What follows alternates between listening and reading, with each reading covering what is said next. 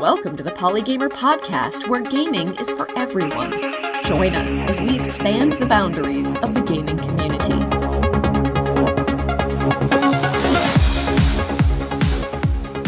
Today I'm chatting with Benjamin Williams, the co-founder of the Diversity Lounge at PAX and also the co-founder of Queer Geek. Hello, Benjamin. Hey, how's it going? Good. How are you today?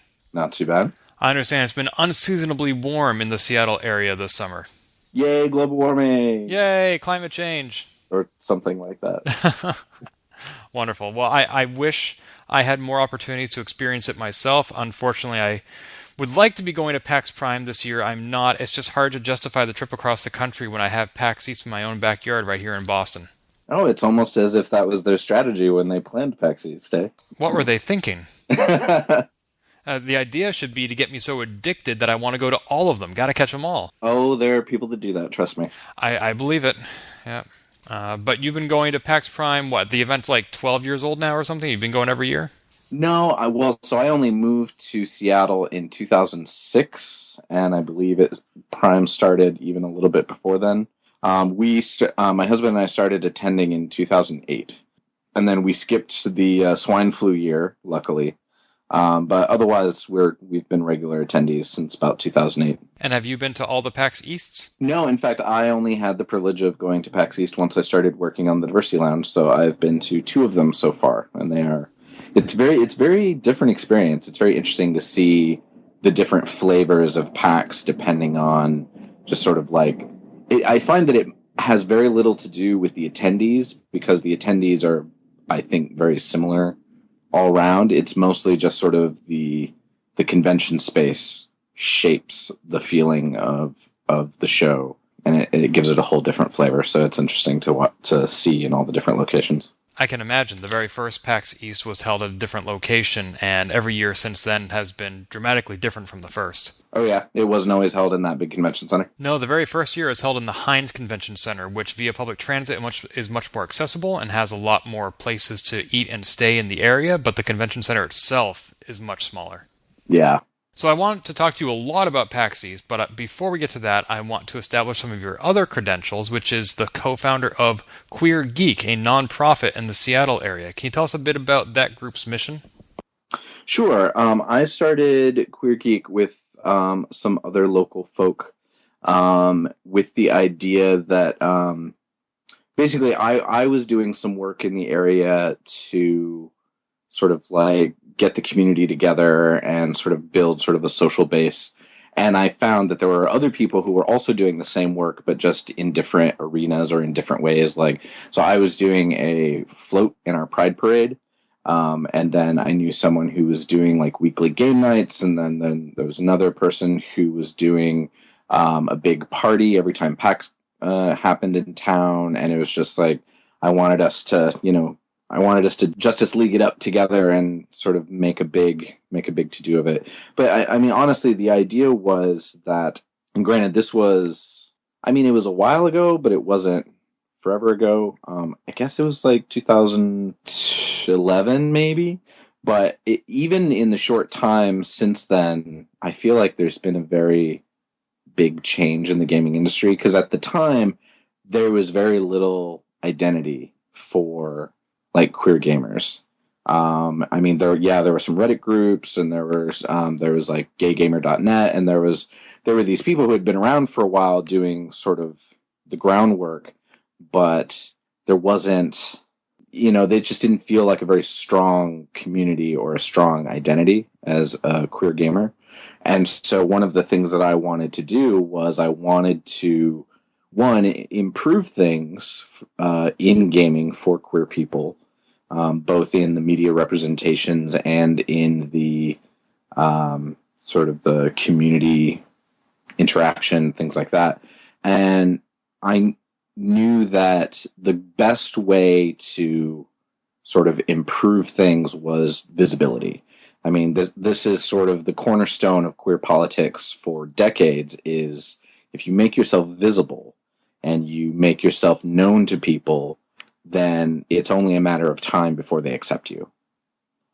Because it's very difficult for them to hate you or fear you or dislike you if you just get to know them. right? And then once you get to know them, they realize like, oh, hey, you're a person and you're just like me in a lot of ways. And so it's very difficult for me to discriminate against you because I have empathy for you now. So that was sort of the whole idea behind Queer Geek, was to bring queer identified geek folk together and build a community for those people. And then once the community sort of was established, it would then become visible by being a community. And that visibility would promote dialogue, and that dialogue would eventually lead to positive change.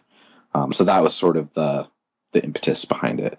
I was actually, I don't know if I was also one of the co-founders of GamerX when that first started up too. Yes, that's right. We had event organizer Matt Kahn on the very first episode of this podcast, in fact. As far as Queer Geek goes, you organize events, you've mentioned like around other events like PAX or parades, but year-round, what sort of activities does Queer Geek organize? Well, it's primarily a social group, so there are, it's like meetups. I mean, it's sort of like any other regional social group where you have meetups for various activities, whether it's gaming or like a movie premiere or like whatever. If there's a convention in town, parties around those conventions. It's just various different social meetups throughout the year. And then, as you say, also the sort of event specific activities to either be visible or to attract new members or get the word out that we exist. I know you and I are both mutual friends with Tifa Robles, who's also in the Seattle area, who founded the Lady Planeswalker Society, right? Which is primarily for a women-friendly Magic the Gathering space. Mm-hmm. So is Queer Geek sort of the same thing, but for a different demographic? Yes, though I think that we have sort of a broader mission than Ladies Planeswalker Society. I mean, Ladies Planeswalker Society, I believe is primarily a play group, right? Like they get together and they play Magic, and that's pretty much all they do. Which there's nothing wrong with that, and we do plenty of that too. But then we also have, sort of the political action that we do or have done and things like that. So very similar, yes, but I think that we try and do more. I'm not sure if we're always successful, but it's similar but different at the same time. So this leads me into a question about your PAX East 2014 panel, which is how I first became acquainted with you. The panel was called Creating Diversity Playgroups, and as I understand it, you're reprising that panel next month at PAX Prime 2015, correct? Actually, that's Tifa's panel. She just invited me to be on it. Oh, I'm sorry. I certainly do want to give credit where it's due, but you are nonetheless appearing on the same panel. I think so. Check my email and keep up with my schedule. But that panel is definitely one that I've been involved with before and would be happy to be involved in again. Excellent. Yeah, it was a great panel. I really enjoyed it the last time I attended it. It talked about the Lady Planeswalker Society that Tifa founded, and similarly here on Polygamer, I previously interviewed Keisha Howard, who in Chicago founded the Sugar Gamers. And I've interviewed Matt Kahn from GamerX, whom you know, about the LGBT community.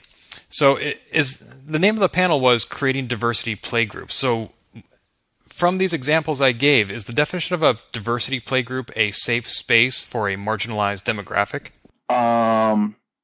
The very short answer is yes, but there's a much more complicated answer, which is that when you start talking about safe spaces, that's one of those words and phrases that everyone has a different idea of what you mean by that. Like, for example, my day job is as at the University of Washington in academia, and in academia, what you call a safe space is very different than what someone might consider a quote-unquote safe space, like at a convention or at a bar or something like that.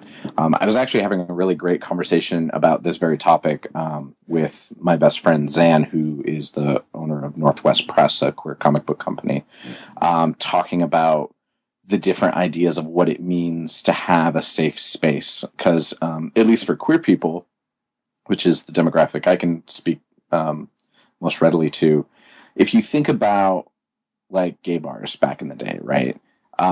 Gay bars were a place where you could go that you knew that pretty much everyone there was going to be gay or queer or trans, or like they were going to be part of your community, right? And you would go there not only to meet people who were like you and sort of have that feeling of community, but also you would go there because if you wanted to hit on someone, you knew that they weren't going to beat the crap out of you because in all likelihood, they themselves were gay, or, you know, it is understood this space is designated as queer space. And so if someone is engaging in queer activity, like that's normalized in that space, right? But would I describe gay bars as a safe space, like just in general? Like, absolutely not. You know, like there's just, I mean, they're great and for what they are, but I don't know if I'd call them a safe space, right? They're certainly not safe for everyone. They're not necessarily always safe for queer people. There's all sorts of vices and problems that you can run into in places like that. So when we're talking about safe spaces, I think you just have to be very clear about what you mean by that. So, for example, when talking about these playgroups, like with Tifa, with the Lady Planeswalker Society, it is a common experience for women playing Magic. One of which, if you go to just your average comic book store or gaming store, or if you go to any of the I forget if they're like called professional play, but the tournaments, when you go to the tournaments, not that many women there. And you can talk about the history of, well, why aren't there that many women, things like that. But what it comes down to is that women historically have experienced misogyny and discrimination in these spaces. And so Tifa created Ladies Planeswalker to have a place where women could come and play Magic and not have to worry about experiencing misogyny and discrimination because they're a woman, just like gay bars existed so that you could go and not have to worry about being gay bashed, right? But so in those senses, yes, they are safe spaces for a particular demographic. But I think that when you use the phrase safe space, suddenly there's an expectation that every single demographic from all walks of life and all places can be expected for it to be a safe space for them too. And while that is a great ideal to work towards, it's something that is almost always outside of the purview, goal, and expertise of, I mean, anyone putting on something like that, right? Like, you can't control everyone, and so you can't say you will not experience any sort of discomfort, discrimination, or ignorance in this space of any kind whatsoever, because you can't control all the people that are there, right? You can only say, this is the goal of this space. Does that make sense? Do you get what I'm driving at there? Yes, I think so. Okay. Yeah, so I say all this just to say that, because this came up with the Diversity Lounge when we first were putting it out there that it was going to exist, is I made the mistake of referring to it as a safe space, and people misinterpreted that, I think. They were like, well, why isn't the whole con a safe space? It's like, well, it is, actually. All of PAX theoretically is a safe space because they have very stringent, like, anti-harassment, like, policies in place, policies and procedures. If someone experiences it, like, they jump on it real fast and take care of it. They have the anti-booth babe policy. It's like they have all of these policies and procedures in place to make the entire show safe, right? But at the same time, there are people who didn't feel like that they were necessarily the audience for PAX, right? So as a queer person going to PAX, you can sort of feel a little bit like an interloper, not because Robert Koo has like put dude bro signs up all over, but because it's like, you just know that video games aren't made for you. They're made typically for, straight white guys.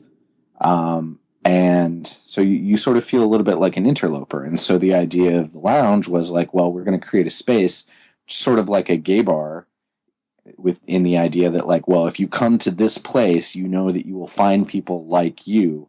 And so you can have that sense of belonging and community that the average person who comes to PAX has just by walking in the door. you can have that by coming to the lounge and seeing like, you're not the only queer person here.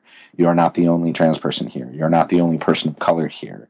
This is a place where you can come and meet other people like that. And if you wish, socialize with them and make new friends and go on and learn about things happening both at the show and in the gaming industry that caters to those people.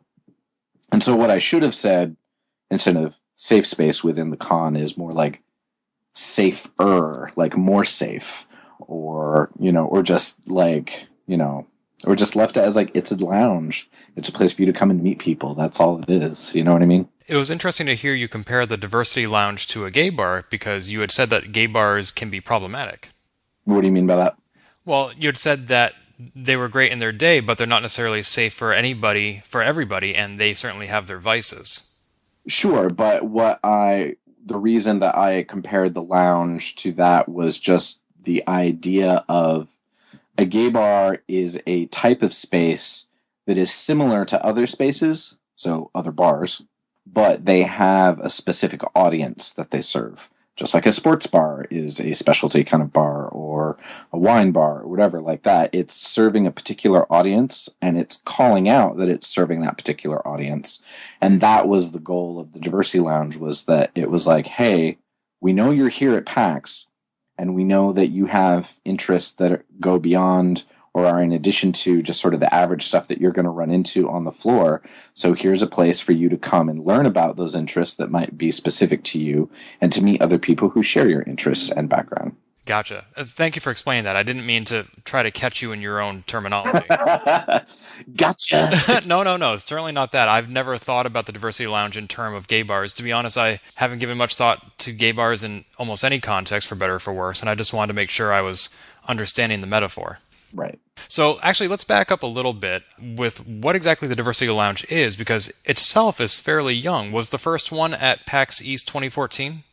Yes, it was. Okay, and what prompted its founding? I assume the initiative came from Robert Koo? It was Robert and I actually together. I had the privilege of knowing and working with Robert actually from the Queer Geek work that I did, because we're in Seattle. They're in Seattle. I actually cold called Robert Koo basically, and was just like, hey, I've got this float I'm doing in the Pride Parade. It has to do with gaming. You guys are a local gaming company. Do you want to just come march with us? I wasn't asking him for money or like anything like that. It was just a, hey, you're nerds, we're nerds. There's a gay Pride Parade. Do you want to come march with us? And he wrote back very quickly and was like, we would love to. And a contingent of Penny Arcade staff came and marched with us in the parade and did the same thing again the next year. And so I happened to have a contact with him because of the work that I was doing with Queer Geek. And so when I saw some of the criticism that they had been facing, it was, I was in the unique position to go, hey, I happen to know that they're supportive and cool, but they're also facing some criticism and challenges in this area. So, how can I help? How can I help that? It was sort of like, hey, I know they're down. I know they're cool, but other people don't necessarily know that. So what can I do to help other people realize that they are actually supportive of queer people? And so I approached Robert and said, hey, I've been going to PAX for a long time, and, I love going to PAX, but at the same time, like I was saying, there's that feeling sometimes of being like an outsider, being, an imposter there.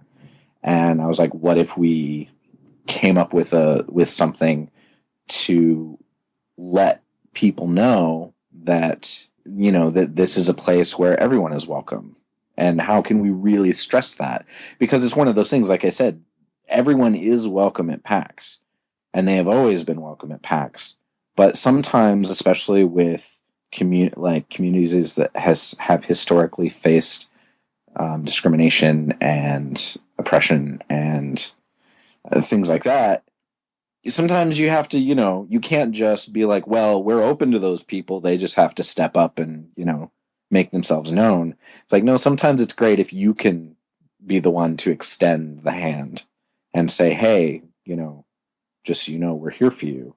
And that's kind of what the Diversity Lounge is that it's a way for PAX to be like, hey, we acknowledge that you are a subset of the community that we serve, and we support you, and we're down, and we want you to feel welcome here, and we want your interests to get attention as well, and to call attention to some of the bullshit you have to deal with, and give you resources to deal with that. Which subsets of the PAX community is the Diversity Lounge aimed at?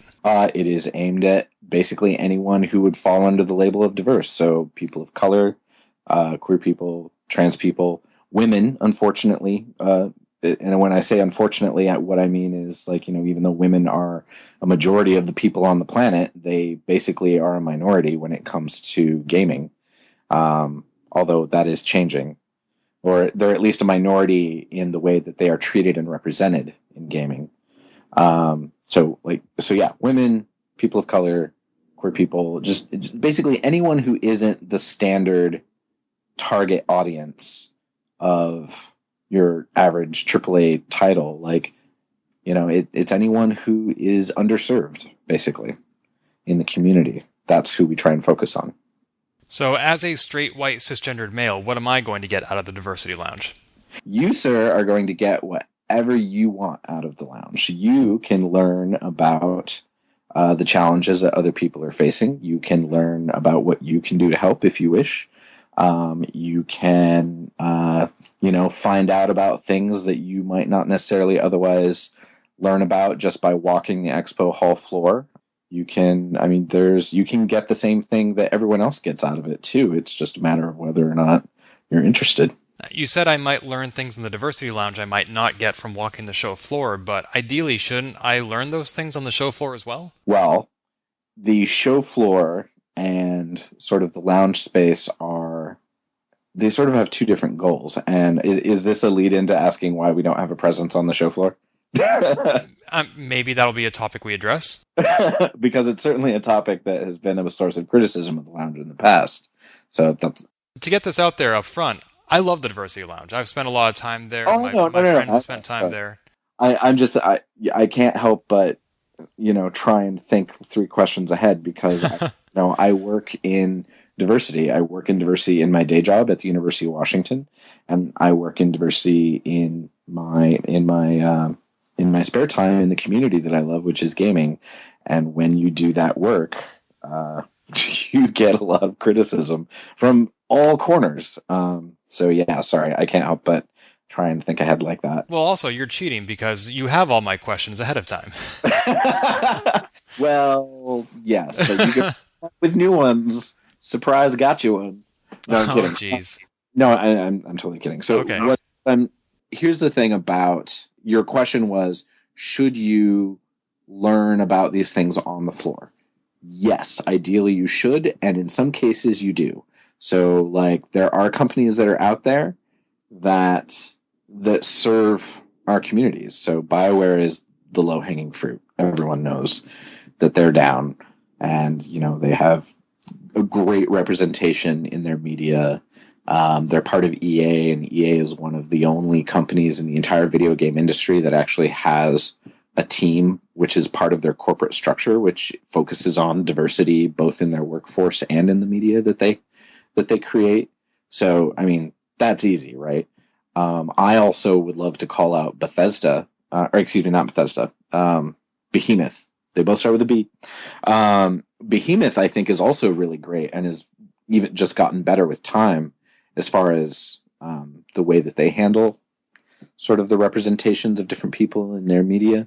So yes, there are opportunities to learn that on the floor, but also the floor is a dark room full of flashing lights and shiny like baubles for you to wet your pants over, and so you might not notice the sort of quirks of hey, I just happened to notice that there are gay romance options in Dragon Age, because you were so overwhelmed by the giant dragon that they were fighting on the demo screen. So it's yes, you can learn that on the expo hall floor, but also you can learn it in the Diversity Lounge as well. You know what I mean? Because there certainly were some games on the show floor that would fit what I would consider to be the criteria of Diversity Lounge. There was one game called Together, which was a puzzle game featuring characters of color. Oh, sure. Yeah, so they're definitely out there. And why would a developer, for example, choose to be on the show floor instead of the Diversity Lounge, or even vice versa? Well, to be clear, the Diversity Lounge is not necessarily for developers. I have sort of always wanted to have some developers in the lounge. Like, my ideal would be if I could get EA to have a booth in the Diversity Lounge and have their space on the floor and have them sort of talking about it in both places. I think that would be great. But what is sort of played out due to just logistical considerations and, cost prohibitions and things like that is that mostly the people that we feature in the Diversity Lounge end up being community groups, other conventions like Geek Girl Con and GamerX that, need a bit of a signal boost, maybe sort of smaller independent groups. It's just turned out that developers aren't who we really feature in the lounge. And that could always change in the future, especially if it grows, which, I'm all for, but I'm biased. It's not about why would someone choose to be in the lounge versus on the floor. For me, it's always about, well, it's and not or. You know what I mean? Like, I think if a developer can, spare a couple of people and, I don't know, $500 to $1,000 in printing costs to create something to do a 6-foot table in the lounge, there's no reason why they can't do both, and use the lounge as a place to feature what they're doing to serve underserved populations, in addition to what they do on the expo floor, which is to just be like, look at how awesome our game is, don't you want to buy it? And that would be the same thing they're doing in the lounge, is look at how awesome our game is, don't you want to buy it? But they're basically doing a more targeted focus on which audience they're focusing on. Does that make sense? Yeah, it does. Yeah. So who are some of the tenants you've had in the Diversity Lounge? Off the top of my head, I can remember Take This, Last Kiss, Able Gamers. So yes, Able Gamers are some of my favorite. I love having them around. Take This has been involved, and they're really great and very important. Who else? The Ladies Planeswalker Society has been there. Geek Girl Con has been there. Press XY, which is a group that focuses on trans issues in gaming. They do great panels every year. If you see a Press XY panel on the schedule, I highly recommend that you go to it, because their panels are always a blast. It's sort of it changes per region. I also get a lot of regional groups, like for example at Prime, like the Queer Geek folks have been represented there. But then when we're at East, I get people. I have a group that comes down from Toronto, the Toronto Gamers, and that's Gamers with a GAY. They come down and they have a table. When I was at PAX South, the Houston Gamers, which is the same thing, GAY Gamers, they came over and did a thing. So, regional community groups get represented there. Who else? Man, some really great ones. I'm really excited because I have, I'm totally going to butcher his last name. But I think it's Jeffrey Verge, who is a local Native American artist who his work has popped up on my Facebook feed so much, but he's the one that does superheroes and video game characters, but in that sort of Coast Salish native art style. Have you seen those? No, I haven't. Oh, they're great. They're super awesome, but I'm excited because he's going to be at Prime this year. So he's really great. So it's anyone who I can get there, I want to invite them.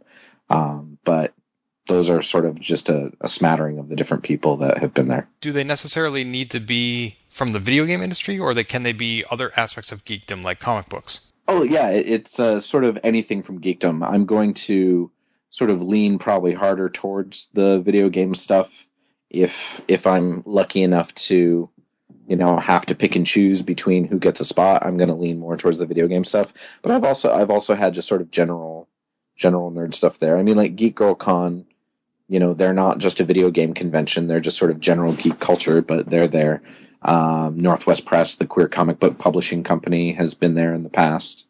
So just anything from geek culture, because Lord knows if you've ever been to a convention, you know that even if you're at a video game convention, you're gonna find other parts of geek culture bleeding in, and vice versa. I mean, video games are really like taking off at San Diego Comic-Con. They have a lot of presence there now, so it all just sort of bleeds together, in my opinion. So if I, as the host of a podcast that is ostensibly about issues of equality and diversity in the gaming space, wanted to be in the Diversity Lounge, how would I go about applying for a table or a booth? There is a public application process. Robert Koo tweets about it when the time comes. So there's an application you fill out, and then we review all the applicants, and just like any other process at PAX, whether it be the panels that are selected or so forth, we review and pick the ones that seem to be most worthy and select them. And unlike a panel where if I get selected, my responsibility is to speak, I assume to be in the Diversity Lounge, there's also some other requirements, like I might have to pay a fee? Nope. That's the thing, is that another aspect of low income and not having a lot of financial resources is something that is usually goes hand in hand with underrepresented groups. So there is actually no fee to be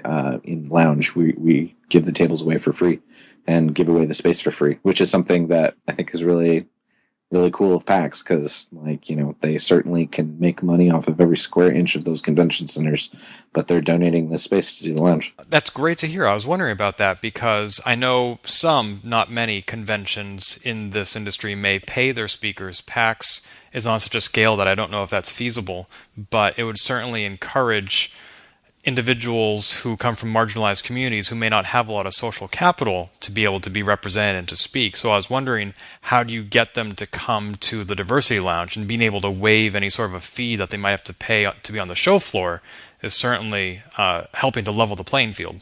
Yeah, definitely. And that is something that is very intentional. The Diversity Lounge has been at, let me see if I can count this out correctly. Has it been at PAX Australia? It has, although I have not directly been super involved in that one, and that's just because I'm not from Australia, so I don't know the groups that are, the important ones to be there. They actually have someone else who works on the PAX Australia one, but it is since PAX East 2014, it has been at every PAX since then. So what are there, 5 PAXs a year, and we've already had East 2015, so it's been at 6 PAXs by now, I guess. Yeah, 5 or 6. Yeah. And other than the Australian ones, have you been at all of them? Yes.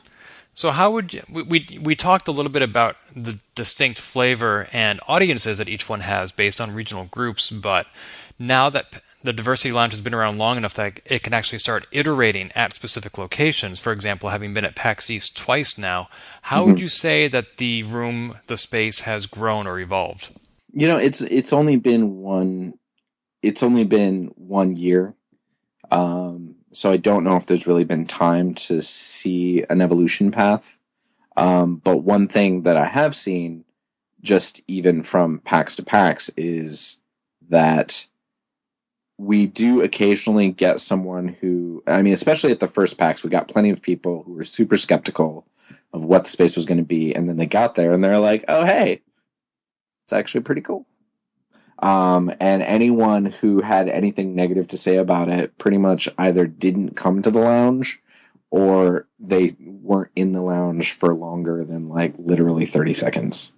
And as time has progressed, that has just sort of been a continuation where I see pretty much no one talking smack about the lounge. And I think that's because over time they've seen, oh, hey, all those fears that we had about what it was going to be, they're unfounded, and they continue to be unfounded. And so,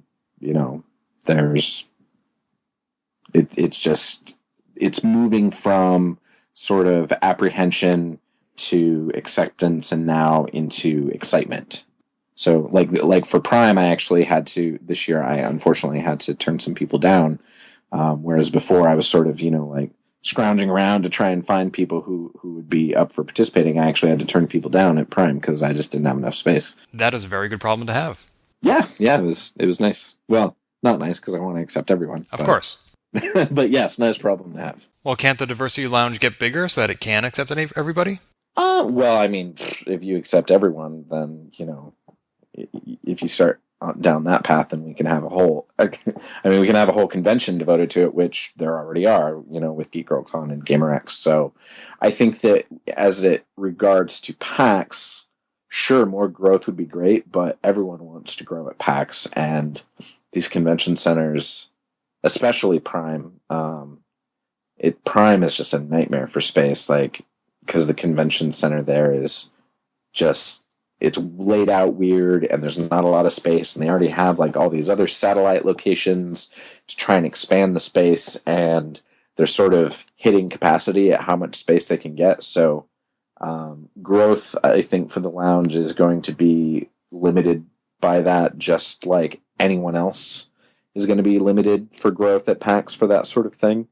But I don't see any reason why we can't use that as sort of an opportunity to find unique and clever ways to expand it, rather than expanding it by its sheer footprint. How can we find ways to maybe partner with, you know, people on the expo hall floor, or I don't know. We haven't gotten quite there yet where it's a huge problem, but I see it as an opportunity to find more impactful ways to be present rather than just increasing the footprint. You mentioned how a lot of the concerns people had about the Diversity Lounge seem to have petered off in the last few years, and it does seem to me, just in my superficial web browsing, maybe I'm not looking in the right places, that most of the complaints or concerns about the Diversity Lounge first appeared when the Diversity Lounge was announced, when it was still just a concept, so late 2013. And there were some additional write-ups shortly after the first PAX East, so in April of 2014. They seem to have died off since then, and you talked about why that might be, but I'm wondering if some of those concerns were solely online. Have you, as far as you've seen in your time in the Diversity Lounge space, seen any complaints or detractors, or has anybody come to you and said, this isn't the way it should be, or I really don't like the way you're handling this? Oh, well, I have a feedback system for the lounge, because I like the most important thing when you're serving such a diverse group of people is you need to listen, and you need to be open to criticism and ideas. So I had a feedback system for the lounge at every single show, and overwhelmingly, like 90% of the feedback was positive. Now, maybe 50% of that positive feedback also had some constructive criticism in it, or things that they wish they would see, but ultimately it was still positive feedback. So, you know, there are definitely areas that could use some work that I am actively working on, but you know what? I'm sorry, I've totally lost what the original question was. Help me out. Well, let's go with a different question. You mentioned some of the constructive criticism that you've received. Can you tell us what some of those might have been? Sure. The biggest one, and which is one that I wholeheartedly agree with, is getting more representation for people of color in the Diversity Lounge. Because while we have great representation of women and queer people, and people who have disabilities or are differently abled, things like that, not a lot of people of color in the lounge. And that is something that I would love to change. I have found it challenging just because there are a lot of groups that serve women and queer people and trans people and all of that. Not a lot of groups out there that specifically serve people of color in the gaming industry. There are some, but like they're pretty thin on the ground. And I would love to include more of them, but it's pretty slim pickings. So I'm not sure what the solution is for that. I'm definitely, I have actively gone out and tried to find them, because I can't just sit and wait for them to come to me, because that's lame. But even going out and trying to find them, I've had a lot of trouble finding them, and I would love to find more. So if you're out there and you're listening to this and you are a group that serves people of color in gaming and you want to be in the lounge, please hit me up because I want you to be there. And how can they hit you up? They can find me on Twitter, Zeph's Right on Twitter. That's the best way for, public folk that I've never met to find me that way. Or you can email, any of the various PAX emails, or hit up the PAX Twitter about it, and then that will eventually find its way to me as well. Great. I usually save the guests' contact info for the end of the show, but I definitely wanted to get it in there right away as an action item. Yeah, definitely. A call to action. There will be links to all that in the show notes. But the interview's not over, so don't mistake that. One thing I'm curious is that in a prior interview on apgnation.com, you said that the Diversity Lounge is engineered to eventually go away. Do you see the lounge trending in that direction, or PAX, or the industry? Actually, before we answer that question, can you say what you meant by it's engineered to eventually go away? Well, it's sort of the idea that any sort of service that you create to serve underserved individuals is that once they are no longer underserved, then there's no need for your services anymore, right? It's one of those things where it's like, if we get to the point where there's great representation of all different kinds of people in gaming, and women and queer people, but women especially, aren't being harassed and having their lives threatened and all that ridiculous bullshit all the time, and there's more people of color and women in the industry working. Like, if we get to that point, then going out on the expo hall floor will be like being in a giant diversity lounge. So if we get to that point, then the diversity lounge becomes redundant, and there's probably some other group that is then sort of not getting in the spotlight, and maybe there's a different way to serve them. I don't know. But it's that idea is that the diversity lounge is targeting underserved individuals, and if you actually serve them fully, then there's no need for a diversity lounge anymore. You know what I mean? It's sort of like how most nonprofits are in the business of putting themselves out of business. For example, I volunteer with the National Multiple Sclerosis Society, and the day that we find a cure for MS and nobody has it anymore, that organization can shut down. Exactly. That is exactly the idea. Now, unlike a medical problem where there might actually be a cure, I think human history has shown that there is always going to be some population that is going to be oppressed and underserved, unfortunately. So who knows? Maybe there is no way to engineer the diversity lounge so it doesn't exist, because there's always going to be, an underserved population. But I think that you still have to work towards the ideal, right? Absolutely. I mean, that's the only direction you can go. Right. So do you see the diversity lounge and the industry it inhabits trending in that direction? Is that where we're headed? It's tough because I want to speak out of both sides of my mouth when I answer that and say yes and no. I see great progress in the industry. I see just the fact that the conversations are happening about this sort of stuff so consistently, I think, is a sign of progress. But at the same time, like, there's a lot of crap that is just still happening. And the fact that we have stuff like Gamergate happen, it's just like, I think that is a sign that, like, while we're still making progress, there's still a hell of a long way to go. And it's, so yeah, I mean, I'm seeing progress, but I guess looking over the course of that progress, I haven't seen the light at the end of the tunnel yet. You know what I mean? Yeah, Gamergate has been very discouraging, but on the same token, a lot of good has come of it unintentionally. For example, there has been a proliferation in the last year and a half of podcasts like this one. Polygamer was founded just a month before Gamergate, but there are so many more now, and all these podcasters are reaching out to each other, collaborating. There are examples of that in other realms, like developers and fan communities, but the one I can speak to is podcasters, where we're identifying each other and we're connecting, and that might not have happened had we not come under attack. Oh, yeah. I mean, definitely. It's one of those things where anytime you have, groups like that attack minority populations is that it's always going to create a backlash. So there is going to be positive that comes out of it, but it's one of those things where it's like, at what cost, I don't ever want to acknowledge it in a way that it makes it sound like that it was necessary for that to happen in order for the progress to happen, because it wasn't. It just absolutely wasn't and isn't. So yes, I agree with you. Good things have come out of it, but I still wish that it had never happened, because I think those good things could have and would have happened anyway, given the time. Absolutely. When I interview people about multiple sclerosis, and I used to do a podcast that did just that, they would always focus on the good that came out of their diagnosis, like they learned what's really important in their lives, or they got so much support from their family and they found out who really matters to them, and vice versa. But not any one of them is ever glad they got diagnosed. Right. Same thing with Gamergate. Some good may have come of it, but that doesn't justify what happened.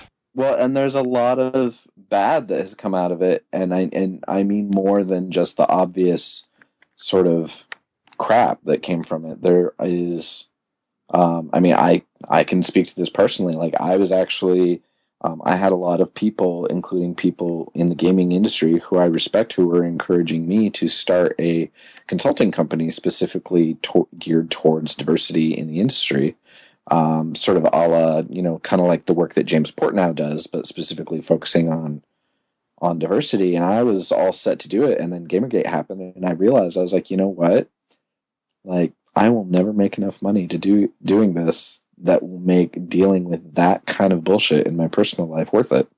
Like, I will never make enough money to make death threats and doxing worth it. And so I ended up passing on it. And so I think that there are a bunch of other things like that happen as a result of things like this that really do set the timetable back, and it can be very discouraging, even while you can point to the really positive things that may have come out of it. I think it's important to acknowledge the sort of the setbacks that it creates as well, because then otherwise it's I don't know, it's almost sort of like trying to ignore the reality of it. You know what I mean? Wow, I didn't know that. I'm really sorry you missed out on that opportunity. But, it's not a matter of missing out on the opportunity. I made the choice. I could have said fuck them and just done it anyway. But you would not have been happy long term. Well, I mean, who knows? I mean, I'm a dude, so maybe they never would have actually touched me. Sort of like they don't really do anything to Chris Cluey. It's mostly women that they target. So who knows? Maybe I would have been fine. But as a queer man with a family who has nothing to do with the gaming industry, it's just one of those things where it's like, it's like this just isn't worth it. You know what I mean? Right. You calculated the risks, and after Gamergate, they were too high. Yeah, or just not worth it. Yeah. It's just like I can still work towards good and positive change in the industry while also sort of keeping relatively under the radar. But yeah, if I was gonna devote my entire professional life and time to it, that's not under the radar. No, certainly not. Volunteering to work on the Diversity Lounge and making my whole professional career about changing the industry are two very different things. Yes, I can definitely appreciate that. I have one more question about the engineered to go away aspect of the Diversity Lounge. Sure. You said that human nature suggests that unfortunately that day may never come, but since that is the ideal and the goal, the MS Society, for example, has a cure, and that's the metric by which they are measuring their success. By what metric will the Diversity Lounge judge its success? How will you know when it's no longer needed, or how do you even know that it's doing its job?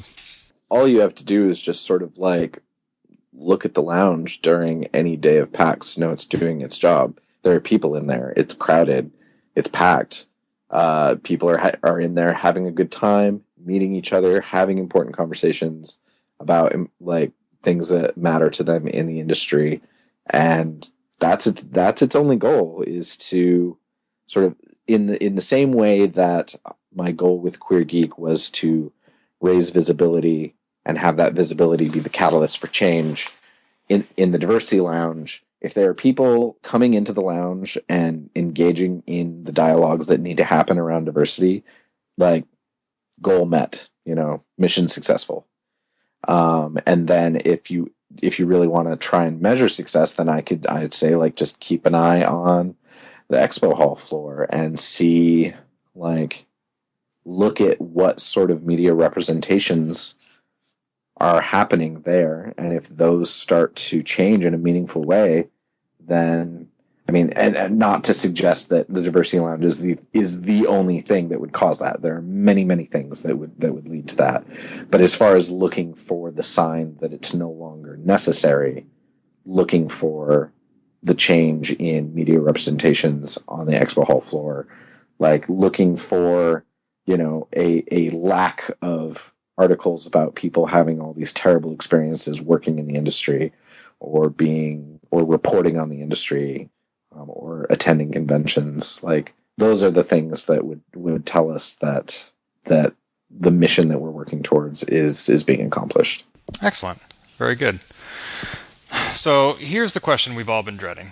PAX is considered by some to be a problematic franchise of conventions due to certain behaviors of the founders. And Elizabeth Sampat, for example, wrote an impassioned plea, which may or may not be outdated, having been written 2 years ago, about reasons to not go to PAX. Right. And she even addresses the issue of the only way to fix PAX is from the inside. So for people who still find PAX to be problematic, how do you either encourage them to go or justify what you're doing? It's weird because I never want to say that. I don't feel like I have to justify what I'm doing, because what I'm doing is working towards positive change. And if you need me to justify that, then I need you to re-examine what your problem is. But to put a less sort of confrontational tone on it, for me, like I said, it's always about and, not or.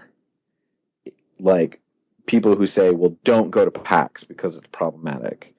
And it's just like, well, why can't I go to PAX and try and change it from within and go to, you know, Geek Girl Con and GamerX and things like that? And you know, it's interesting because it's the exact same question, I feel like, that we got at GamerX when we first started that. Like when we first launched the Kickstarter and we were getting a lot of media attention for the first convention. The biggest question we got, which was more from, you know, the straight white dudes of the world, was, you know, like, why you gotta have your own convention? And it's, you know, it's just like, it's like, because we want to. Fuck off, you know. And it's this idea that, you know, well, there are only so many things that one can do in the world, and there are only so many places that you can go. And it's like, no, I can do all of them. Like, really, if I want to go to GamerX and go to Geek Girl Con and go to PAX and go to San Diego Comic-Con and go to Dragon Con, like, assuming I have the time and money, I can do all of those things, you know? It's doing one does not preclude doing the other. I think especially with something like PAX, like, any calls for boycotting it are, you know, if people feel like they don't want to be at PAX, if they don't want to be there, if they don't feel like it's a good place for them, then, you know, I respect that. But I reject any attempt to discourage anyone from being there and also, you know, being there and making positive change there. So it's about doing both. It's not about not going to PAX because there are issues that may or may not be there. It's about acknowledging that there may be issues and then going there and, you know, working towards fixing them. PAX is really a very interesting place. And I don't want to, you know, I don't want to get all googly eyed about it and say it's magical and, like, you know, things like that, but it's like, it kind of is. You know, especially when I first started attending, it opened my eyes to a community that I had always sort of wanted to be a part of, or always was a part of, but didn't know it. You know, it was that idea of, like, well, I always knew that I was a gamer, but I never knew that it was possible to seek out other gamers to create a community with. And going to PAX opened my eyes to that possibility. And now, having been to PAX for so many years, there are people who I like, the only time of year I get to see them is at PAX. And I love them dearly, and they're amazing people. Like Mark and Craig from Able Gamers, I love them to pieces, but I only ever see them at PAX because we're all just so busy and live so far apart from each other. And Craig, also from Able Gamers, who is just beautiful human being. It's just I'm rambling because I feel so strongly about this. Is that like there is such a quality to PAX and such a goodness that is possible there, that saying that people shouldn't go, I have to reject it. It's just like, you know what, if you don't want to go, I respect that, and I'm not going to judge you for it. But don't tell other people, especially people who are working to make it a better place, don't tell them they can't go or that they shouldn't go or judge them for doing that, because, that's just not cool. Sure, I have friends who don't go to PAX, and I don't give them shit for it, and they know that I go to PAX and even speak there, and they don't give me shit for it. Right. I don't know if that's agreeing to disagree, but it seems like an equitable solution. Well, actually, so let me sort of pull up a metaphor for this, right? I think that saying, like, don't go to PAX because it sucks is kind of similar to being like, well, don't even bother voting because government is corrupt. It's just like, well, it's like, yes, but if you don't vote, like, you're going to get screwed even more, or at least you have some say, instead of zero say. It's about engaging in the process, It's like engaging in the process of community building or engaging in the process of politics. It's just like, if you refuse to engage and you just, do whatever, well, then don't come crying when it's terrible. Like, and if it, sucks because you didn't put in any work to help make it different. Now, granted, I understand that there's a financial component to it where, people pay to go to PAX and that money supports the, Penny Arcade Corporation. And there's, you can say, well, you're voting with your dollars, so on and so on. But I mean, I think that PAX is so much bigger than, PAX is bigger than Penny Arcade, and PAX is even bigger than PAX. I think that if, like, a bomb fell on the Penny Arcade offices and they cease to exist, God forbid, that the people who go to PAX, like, I almost feel like PAX would live on. I mean, it would change, certainly, but it's just like, but that desire to be with other people who you feel a kinship with, like, that is what PAX is most. Like, and I feel like that the structure around it is almost incidental. But that's just how I feel about it. Yeah, and that arrangement is not without precedent. Every year for the last 18 years, I've been going to a convention that 25 years ago, the organizers were a company that went out of business, and the attendees loved it so much that they took over, and they've been running it for the last quarter of a century. Right. So that can absolutely happen. And I think I've even heard the founders of Penny Arcade say that they want to get to the point where PAX no longer stands for Penny Arcade Expo, it stands for PAX. And I've seen them scaling back on their individual presences. There are fewer Q&As and the like. Yes. And that's what I say. Like, you can go to PAX and, like, go the entire show and never even see anything having to do with Penny Arcade. Never see Mike Jerry, never see, like, any other PAX employees, or, excuse me, Penny Arcade employees. Is the only thing that absolutely happens is that if you pay for a ticket to go to PAX, that money goes to the Penny Arcade Corporation. But I mean, it's just like, PAX is so big now that I don't want to say that it's impossible to boycott against it, because sure, if there were a big enough movement, like, you could boycott against it. But as it stands right now, a very small minority of people, like, saying, well, I'm not going to PAX. We're like, okay, well, there's a line of tens of thousands of people waiting to take your place.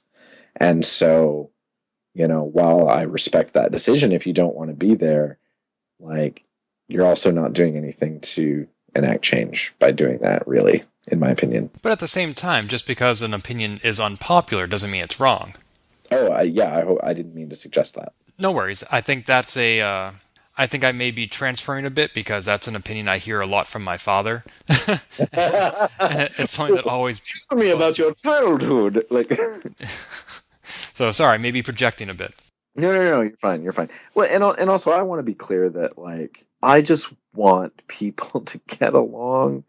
You know what I mean? Like, people are so impassioned, and people have so many opinions, and their opinions are very dear to them, and I respect that. But I wish people would just be a lot more respectful to each other in general, like all around. And I apply that to every single person, like even my own community, even underrepresented people.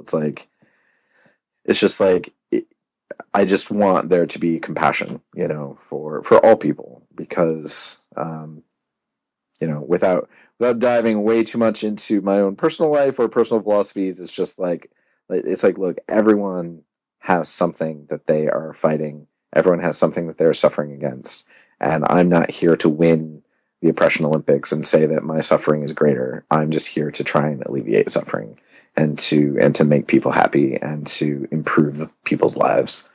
And so I'm not, if other people think that I'm not doing that in a way that is the way that they would do it, that's fine. I invite them to do it in the way that they think is best, and maybe we can all work together and like really make something awesome. No, I think that's a wonderful philosophy, and we all have different ways to go about it, but in the end, most of us are working toward the same goal. Yeah, Yeah. even if we fight about it the whole way. So, Benjamin, before we sign off, there's one more topic I want to talk to you about, and it's a complex enough one that we could do an entire show about it, so this is just going to be a superficial overview, but it's a term I first came across in the PAX 2014 panel you were on, creating diversity playgroups, and that is the term white knighting. And even in that panel, you brought up and said, we're not going to talk about that here because it's such a big topic. And I thought I noted a tone of derision, and so I thought white knighting was a bad thing. But now, in the past year, especially when I did a PAX East panel about fixing gender inequality in gaming, I started to hear that maybe it's a term that's been misinterpreted. So could you give us a brief primer on what white knighting is? Sure, although the very topic requires me to say that it's almost not my place to say exactly what white knighting is, because the whole point of white knighting is people from a non-oppressed group coming in and fighting the fights of the oppressed groups on their behalf. So for example, men speaking for women about the challenges that women face. That's white knighting. And I think that if there was any amount of derision that you detected in my tone when I was like, oh my God, can we please not talk about that right now? Is that is sort of an argument similar to what I was just talking about, where it's like, I think that when we talk about these challenging subjects, that people easily get hurt. They easily get their feelings hurt. And so when I see people sort of attacking other people who are trying to help them, it makes me sad, because it's just like, they're trying to help you and you just drove them away. And maybe that's what you want, and maybe you want to fight your own fights and you don't want anyone else to say anything for you, but I feel like it's a lost opportunity to create an ally and to strengthen your position, and to increase the likelihood that the fight that you're fighting will be successful. So in a previous episode of Polygamer, I spoke to competitive esports gamer Lil Chen, and one of the topics we spoke about was benevolent sexism, where a guy thinks he might be doing something good for a woman, but he's actually treating her as inferior because she is a woman. So he could be perceived as a potential ally because his intentions might be in the right place, but the way he's going about it is completely wrong. Okay. Should we be trying to make allies of these individuals? Is that what you mean by not, turning away these white knights? With the caveat that I didn't listen to that podcast, and so I may not be correctly speaking directly to what she was talking about.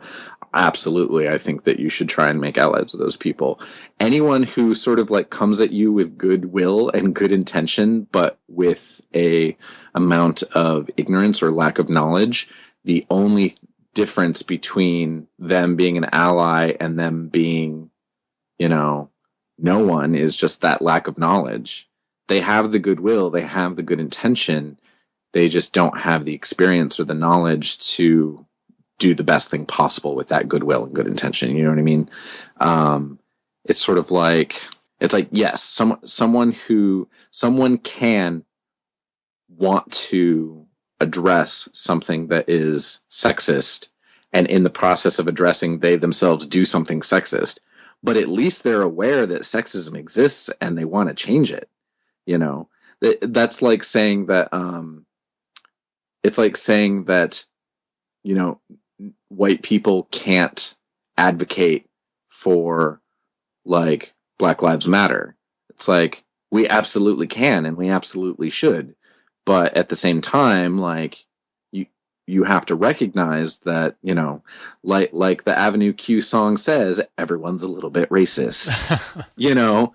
And so you can advocate against racism, but you also have to recognize that you've also probably got some racism in you.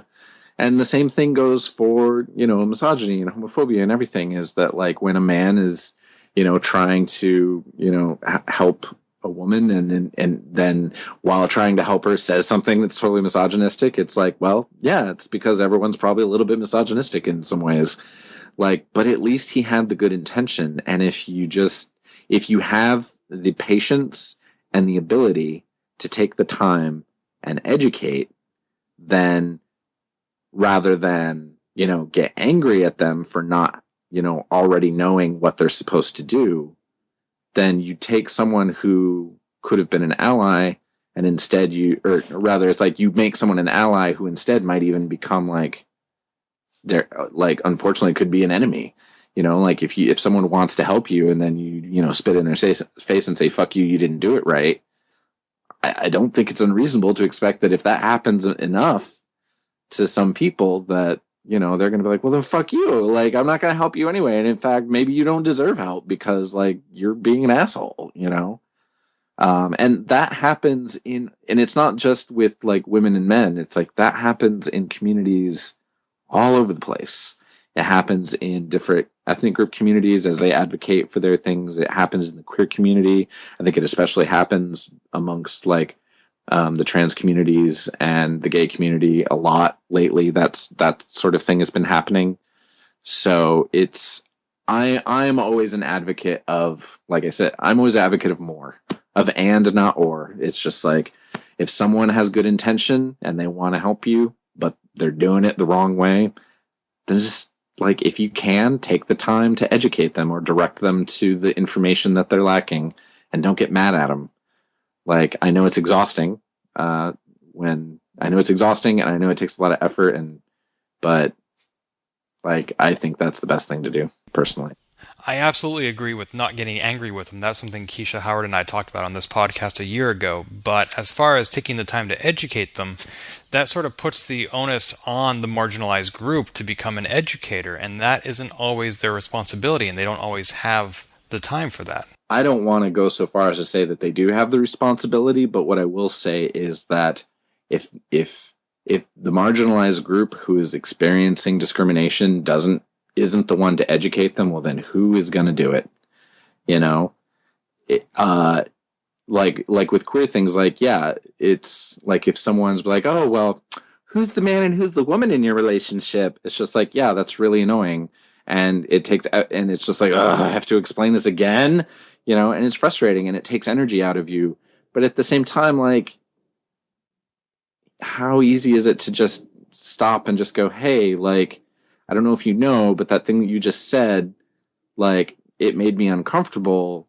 Like, let me tell you why, you know, and just take that moment and educate. And it's not that there's responsibility, but it's like, if it's not us, then who, you know? If a queer person doesn't take that moment to educate the non-queer person, who am I going to rely on? Some other straight person to educate them? That's not their responsibility either. I think that it is very worth acknowledging the effort and the exhaustion and just the sort of like weight of having that responsibility of educating on your shoulders. That is absolutely worth acknowledging.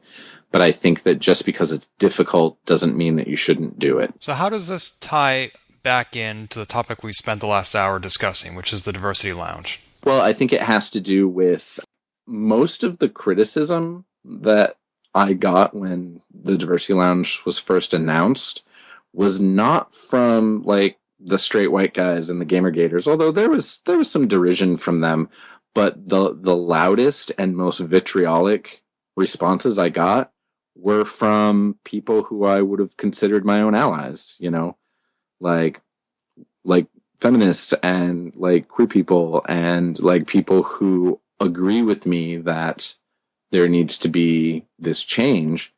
They were the loudest ones saying like, you're doing it wrong, you know?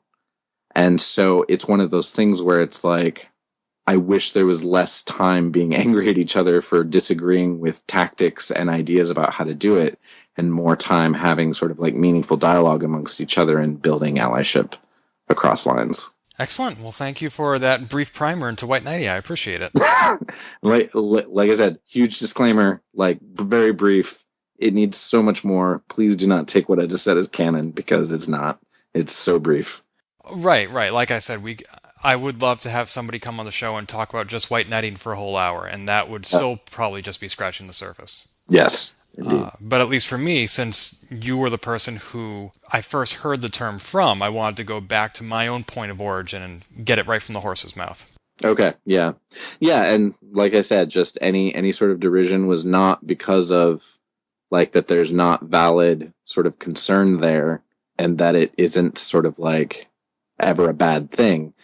But I always see it more as an opportunity rather than a place to criticize. Oh, and one more thing I haven't acknowledged on this podcast, which is that you were the one who put me in touch with Tifa, who appeared on my panel at PAX East last year about gender equality in gaming. Oh, yeah. And it was her encouragement that prompted me to launch this podcast. So indirectly, if it weren't for you, we might not be having this discussion. Well, cool. I'm glad. Yeah, so am I. Thank you so much for making that connection.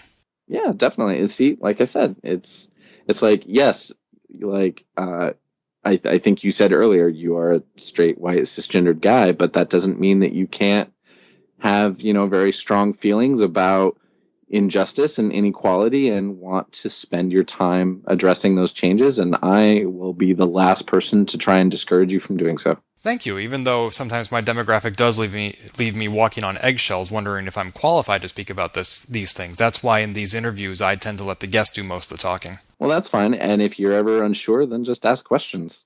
Which is what I made this podcast for, it's a safe space for me. We were talking about safe spaces, how they're intended for specific demographics. The safe space that this podcast was originally intended for was a person of one, and that's me. Well, I appreciate you giving me the opportunity to talk about it. Of course, and I hope it's a safe space for my guests as well, and I hope you don't feel discriminated against, at least in the past hour. I'm so offended. I never want to speak to you ever again. Wonderful. I've done my job then. So, Benjamin, one more time, let us know where we can find you personally on Twitter, on the webs, anywhere you like. Easiest place to find me, if you need to get a hold of me, is on Twitter at Zephsright, which is ZEPHSRIGHT. Or if you need to get a hold of me about the Diversity Lounge at PAX, you can just email, I think it's just PAX at paxsite.com, and anything about the Diversity Lounge eventually makes its way to me. And what about Queer Geek? Queer Geek, you can find us at queergeek.org. Excellent. Well, thank you so much, Benjamin. I totally appreciate your time. Definitely, no problem. Thank you. This has been Polygamer, a Gamebits production. Find more episodes, read our blog, or send feedback at polygamer.net.